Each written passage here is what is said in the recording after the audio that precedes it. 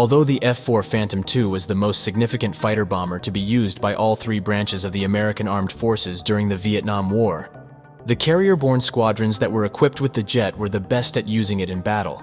Even though the majority of the aircraft's operations in Vietnam included ground attacks with a variety of weaponry, the aircraft was a pioneer in the use of long-range, radar-guided missiles in aerial combat.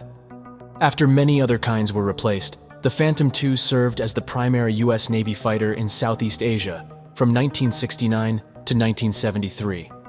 Its effectiveness and adaptability allowed it to carry out a variety of tasks and change roles as needed during the assault on some of the most fiercely fortified territories in the world. F-4 crews were able to benefit from their brethren's experiences between 1964 and 1968 during Operation Linebacker in 1972 and 1973. Additionally, they were able to put to use the air combat training techniques provided by the U.S. Navy's Top Gun School, which enabled Phantom II crews to defeat enemy fighters with an unequaled level of success in the final year of the Vietnam War. The 197th and final MiG kill of the Vietnam War took place at 12:53 hours on January 12, 1973, when two VF-161 Chargers F-4Bs flying a barrier combat air patrol BARCAP mission from USS Midway, CVA-41, intercepted a lone MiG-17, as stated by Peter E. Davies in his book U.S. Navy, F-4 Phantom II Units of the Vietnam War, 1969-1973. Lieutenant Victor Kovaleski and Lieutenant Junior Grade Jim Wise in Rock River 102, Bureau number 15-3045, with Lieutenant Pat Arwood and ENs Lynn Oates in a second F-4B, were vectored to intercept a Vietnam People's Air Force, VPAF, MiG-17 that had ventured out across the coast to try and down a USAF C-130 Hercules.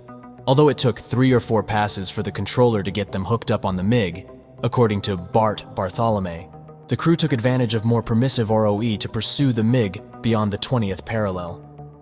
The novice MiG pilot Lou Kim Ngo of the 923rd Fighter Regiment, FR, was intermittently detected on the radar as he flew in a low cloud base while flying at a height of about 1,000 feet at a speed of 450 knots.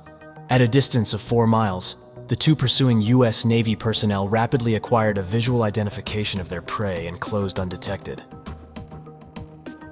When the MiG pilot finally caught sight of them, according to Wise's post-mission report, he turned left and leveled out in front of the F-4s after using his faster turn rate to roll in behind them.